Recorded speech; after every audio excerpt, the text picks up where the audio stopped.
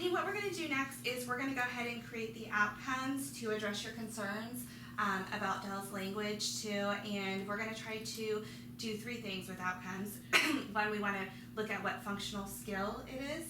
Then the second thing that we're going to do is we're going to relate it to some kind of routine or activity where we know that she has practice and opportunities to do it. And then the third thing is we're going to look at how do we measure it. So how do we know that she's achieved it and it wasn't just like a one-time thing. So we try to look for a little bit more consistency. So we have a long-term outcomes, which will be a year long. And then we're going to have short-term outcomes under that, which will be 6 months long. Generally up to 6 months, and then we'll do an IFSP review as needed if we need to make any changes. So looking at a year out, Dell will be, let's see, 34 months almost old. 3. So she's really looking at being almost 3 then. So what do you kind of see thinking about all those things that you would like for her? As an almost 3-year-old, well, I can remember her brother at least putting words together. I mean, throughout the day for pretty much any routine. So I'd like to hear her being able to tell us things. What would you like for her to tell you? It seems like a lot of her frustrations come from when she doesn't want something. Either the brother's doing something to her, or she doesn't want to sit and eat, or she doesn't want that. So it seems to come from a lot of those kinds of things. So, and I know like her frustration, her like little tantrums that she throws, come from me guessing what she wants and then telling her no. I don't know if I'm even telling her no to what she actually wants. So she just hears me say no, and it might not even been, I might not even have guessed. Because you're not sure. Exactly. So you really want to be clear on what she wants. And when we did the MEISR and we looked at some of the different routines and opportunities that you guys had, you said meal times was one of the times too that you wanted to look at, especially because she doesn't sit for family dinner and you want her to, and she gets really frustrated when you don't know what she wants. You also said during like getting dressed, you know, so when she uses her words for some clothes or body parts. She definitely knows what she wants to wear, and even like pointing sometimes doesn't work. Like I think even the things that I offer her, sometimes she doesn't want that. She wants like the third thing. Right. So if she could say like no, dress, that would be amazing because we have a lot of meltdowns in the morning getting dressed. Okay. And then I think you also said too, like when you guys are going out or going to the grocery store, that she does a lot of the pointing too, and you know she knows what she wants, especially like the cereal that she wants. It's just not always saying it too. Okay. So we're going to work with you to help create all of that under an outcome. So long-term wise, what are you guys kind of all thinking? So you said she'll use words. So maybe use 2 to 3 words. 2 to 3 words to tell you what she wants, such as food, what she wants to wear, or what she wants to play with, maybe. Or is that? Yeah, that's not as much of an issue. Mainly because a lot of their toys are accessible. And even if I don't give her exactly what she wants, she's usually fine going and doing something else. So that's not a big deal for us. Food and dressing seem to be our main issues. Okay, so maybe we'll put that Dell will use 2 to 3 words to tell you what she wants during meal times, grocery store, outings, and dressing. Okay. And so when we look at the measurability part, we're looking at how many times a day would you like to see her doing this at least to know that she has the skill.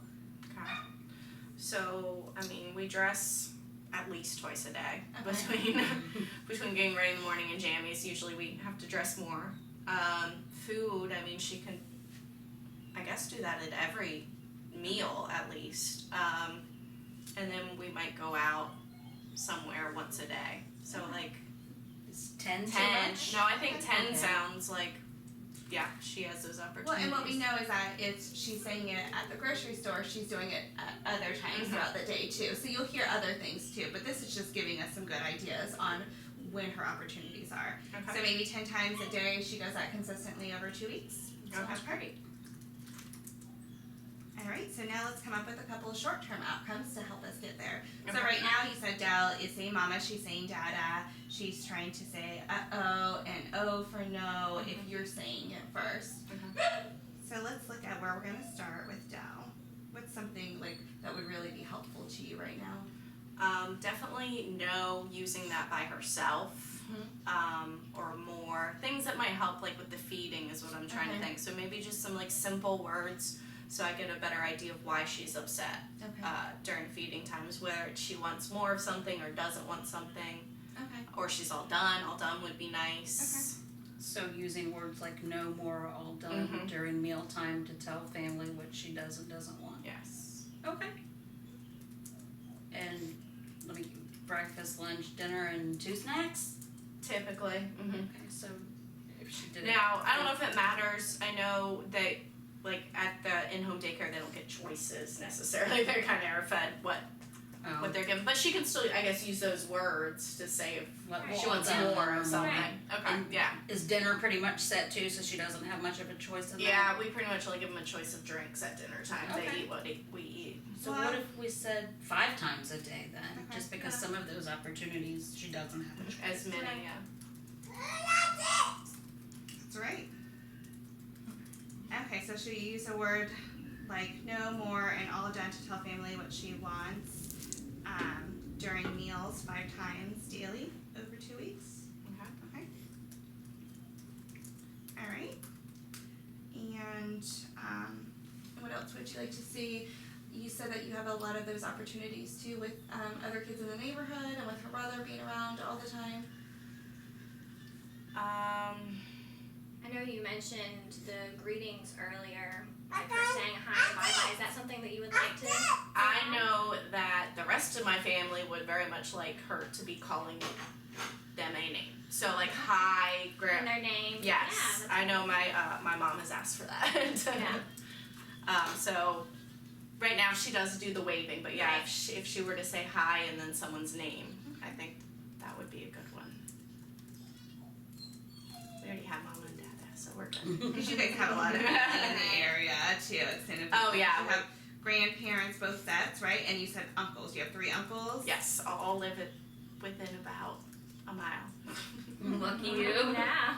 And her brother. So Dell will use a word to say hi and greet by name her grandparents, uncles, and brother. Yes.